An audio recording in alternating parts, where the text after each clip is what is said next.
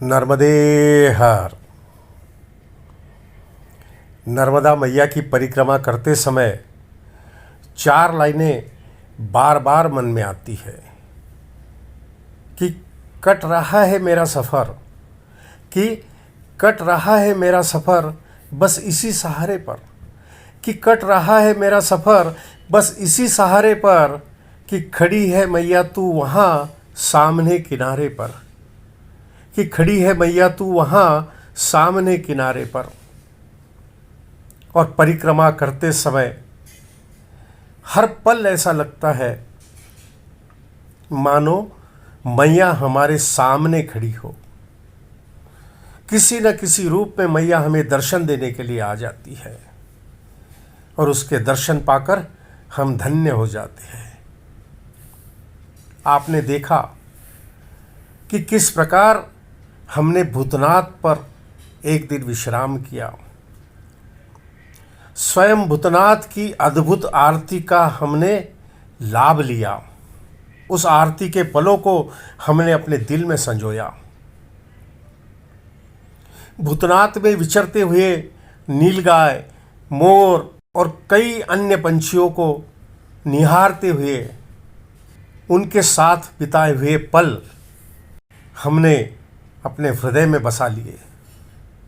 भूतनाथ के प्रति जो श्रद्धा है, जो भक्ति भाव है, वह हमने हमेशा हमेशा के लिए अपने दिल में उतार ली और आगे बढ़ चले। परिक्रमा के लिए आगे बढ़ना जरूरी था। मैया सिखाती है कि आप एक जगह पर ठहर नहीं सकते हो, भले ही वह जगह आपको कितना भी मोहित कर ले, लेकिन आपको आगे बढ़ना है। और परिक्रमा में यही सिखाया जाता है। परिक्रमा में हमें यही सीख मिलती है कि हमें आगे बढ़ना है। हमने आगे बढ़ने से पहले बापू की आज्ञा ली, बापू को प्रणाम किया। बापू ने भी खुश होकर हमें आगे बढ़ने की आज्ञा दी। जाने से पहले बापू ने हमारे मस्तक पर चंदन का लेप लगाया, चंदन का तिलक लगाया। उस चंदन के लेप से निकलने वाली ऊर्जा अपने साथ लेकर परिक्रमा के लिए आगे बढ़ गए। एक निस्वार्थ प्रेम भूतनाथ में हमें मिला, जो हर पल हमें मोहित करते रहता है, हमारा मन मोह लेता है। ऐसा प्रेम हमें भूतनाथ में मिला। स्वयं बापू हमें भूतनाथ के प्रांगण में छोड़ने के लिए आए। आप सोचिए कि एक सिद्ध पुरुष हमें गाड़ी तक छोड़ने आता है। क्या लेना देना है? लेना देना सिर्फ इतना ही है कि हम माँ नर्मदा से जुड़े हुए हैं। सृष्टि का हर व्यक्ति मैया से जुड़ा हुआ है। यह भाव मन में आया और हम आगे बढ़ गए। जब हम आगे बढ़ते जा रहे हैं तो दोनों तरफ नमक बनाने के लिए जो प्लॉट होते हैं, जो क्यारियाँ होती है, वो दिखाई दी। जगह जगह पे नमक बन रहा था। हम आगे बढ़ रहे थे। जब हम भूतनाथ से निकले तो बापू ने हमें कहा था कि जाते जाते भाड़भूत जरूर जाना, दिव्य स्थान है। तो हम आगे बढ़ रहे हैं और थोड़ी ही देर में दहेज गांव लगा। उस गांव को देखते हुए, आसपास के बस्ती को देखते हुए हम आगे बढ़ते जा रहे हैं। लॉकडाउन का असर काफ़ी दिखाई दे रहा था। सभी होटल, दुकानें सब बंद थी। हम जब भूतनाथ से निकले तो नहाकर नहीं निकले थे, क्योंकि काफ़ी दिन हो चुके थे, मैया का दर्शन नहीं हुआ था। तो हमने सोचा कि जहाँ पर भी अब मैया का दर्शन होगा वहाँ हम स्नान करेंगे। तो भाड़भूत में मैया जी है, नर्मदा जी है, तो हमने सोचा कि अब वहाँ जाकर ही हम स्नान करेंगे। और बिमलेश्वर से मीठी तलाई और मीठी तलाई से भूतनाथ तक का सफ़र, इस सारे सफ़र में हम समंदर के आसपास थे, लेकिन मैया हमसे काफ़ी दूर थी। मन में एक उत्साह था कि चलो अब मैया का दर्शन हो जाएगा, बड़ेश्वर में भाड़भूत के अंदर मैया का दर्शन हो जाएगा। हम आगे बढ़ रहे हैं। लॉकडाउन का काफ़ी असर है, जगह जगह पे बैरिकेड्स लगे हैं, पुलिस खड़ी है, गाड़ियों को रोका जा रहा है, लेकिन हमारी गाड़ी के ऊपर परिक्रमा का बोर्ड लगा हुआ था। शायद परिक्रमा का बोर्ड लगने की वजह से, नर्मदा मैया की परिक्रमा का बोर्ड लगने की वजह से किसी भी पुलिस वाले ने हमें नहीं रोका। हम आगे बढ़ रहे हैं और हमें भरूच से कुछ किलोमीटर पहले भाड़भूत लिखा हुआ बोर्ड दिखाई दिया। हमने अपनी गाड़ी सीधे हाथ पर मोड़ ली। जैसे ही हमने गाड़ी मोड़ी, आगे देखा तो बैरिकेड लगे हुए थे और पुलिस खड़ी थी।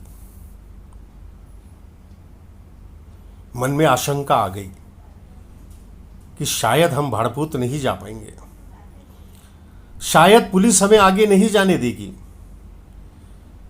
शायद हम नर्मदा मैया का यहां भी दर्शन नहीं कर पाएंगे। हो सकता है कि भाड़भूत के उस पवित्र भूमि को हम प्रणाम नहीं कर पाएंगे।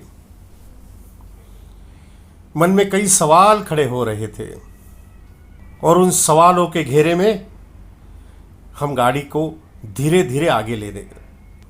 गाड़ी की स्पीड एकदम कम कर दी। सामने बैरिकेड दिखाई दे रहे थे और बैरिकेड से पहले हमने गाड़ी खड़ी कर दी। थोड़ी ही दूरी पर एक पुलिस वाला खड़ा था। वह जल्दी जल्दी हमारी गाड़ी की ओर बढ़ चला। मन में आया कि यह जरूर इसलिए आया होगा कि अब आप आगे नहीं जा सकते, आप पीछे पलट जाइए, यह कहने के लिए पुलिस वाला आया होगा।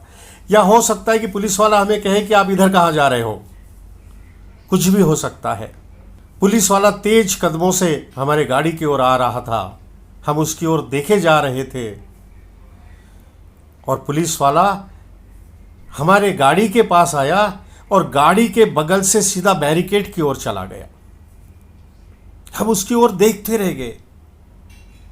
बैरिकेड की तरफ गया और हमारे देखते ही देखते उसने वो बैरिकेड वहां से हटा दिया और हमें इशारे से कहने लगा कि आप जाइए। हम सोच में पड़ गए कि ऐसे भी हो सकता है क्या? मैया ये भी चमत्कार दिखा सकती है कि जहां पर भाड़भूत पे जाने के लिए बैरिकेड लगे हैं, पुलिस वहां खड़ी है, अंदर प्रवेश करने के लिए मना है, और हमारी गाड़ी जो महाराष्ट्र से आई है उस गाड़ी को पुलिस वाला स्वयं अपने हाथों से बैरिकेड हटाता है और हमें कहता है कि आप जाइए। वाह मैया, कितना चमत्कार दिखाएगी तू। सच मैया, तेरे चमत्कार देखकर मन आनंदित हो जाता है, आंखों में आनंद के आंसू आ जाते हैं, खुशी के आंसू आ जाते हैं। हमने नर्मदा मैया का जयकारा लगाया। उस पुलिस वाले ने हमारी ओर देखा और मुस्कुरा दिया। हमने भी उसके तरफ मुस्कुरा कर देखा। नर्मदा मैया को फिर एक बार प्रणाम किया और गाड़ी की स्पीड आगे बढ़ा दी। अब हम भाड़भूत के अंदर जा रहे थे। उस पावन भूमि को प्रणाम करने के लिए अंदर जा रहे थे।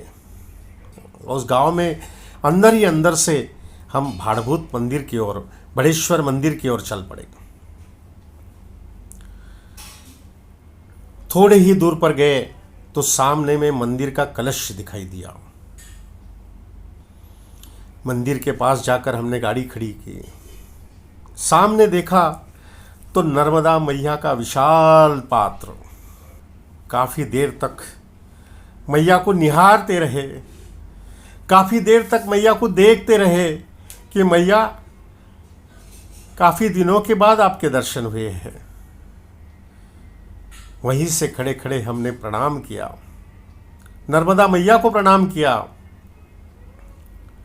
हमने सोचा था कि यहाँ हम स्नान करेंगे,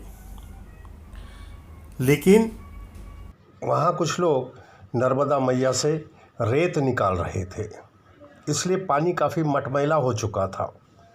हमें यहाँ पर भी स्नान करने को नहीं मिला।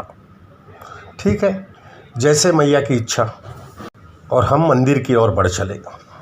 यहाँ के मंदिरों में जो मूर्तियाँ हैं उनमें कुछ खासियत है, कुछ विशेषताएं हैं।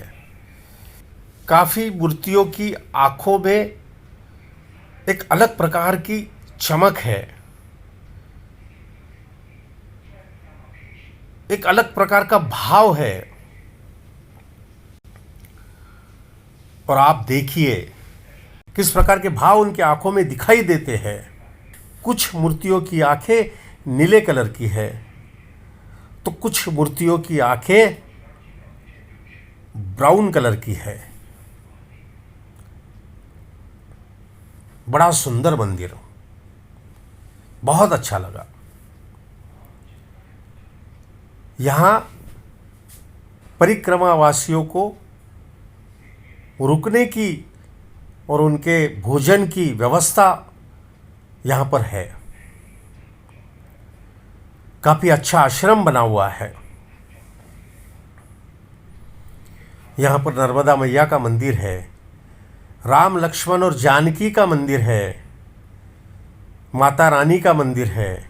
हमने सभी मंदिरों में प्रणाम किया। यहाँ पर बड़ेश्वर में बहुत बड़ा नदी का, नर्मदा देवी का बड़ा सारा पाट है। और यहीं से 15 से 20 किलोमीटर दूरी पे समुंदर के अंदर मैया मिल जाती है। और यहाँ बड़ेश्वर में किसी को अगर रुकना है तो धर्मशाला की भी सोई की हुई है। देखिए, धन्यवाद। ये देखिए नर्मदा माता, अति सुंदर मंदिर बना हुआ है।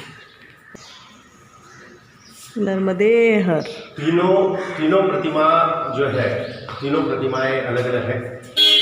इस प्रतिमा के अंदर आप देखिए कि नर्मदा के प्रतिमा की आंखों की जो आभा है वो नील वर्णी है। वहीं पर काली माता की जो आंखें है उसकी एक हम जिसे कहेंगे कि डार्क ब्राउन इस टाइप की आंखें बनी हुई है, और ये फेंट ब्राउन आंखें बनी हुई है। इसका भी एक शास्त्रों के अंदर एक महत्व दिया गया है कि हर प्रतिमा, हर मूर्ति की भावभंगिमा कैसी होनी चाहिए, आंखें कैसी होनी चाहिए, शस्त्र कौन से हाथ में होने चाहिए, उनके हस्त कैसे होना चाहिए, पाद कैसे होना चाहिए, सारी चीज़ें शास्त्रों में बहुत स्पष्ट रूप से दी गई है। उसके बाद में इधर अम्बे माता का मंदिर है। ये देखिए दुर्गा माता का मंदिर है।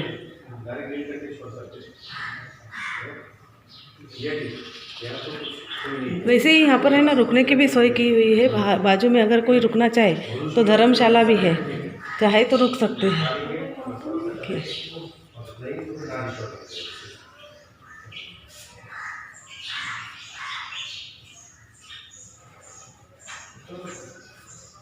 ये देखिए इधर राम लक्ष्मण सीता हनुमान जी की बहुत अति सुंदर प्रतिमा है। राम जी, लक्ष्मण जी, सीता जी, हनुमान जी, गणेश जी,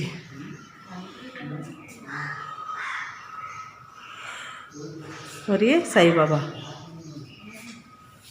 अति सुंदर मंदिर बना हुआ है। देखिए प्रतिमाएं अति सुंदर है,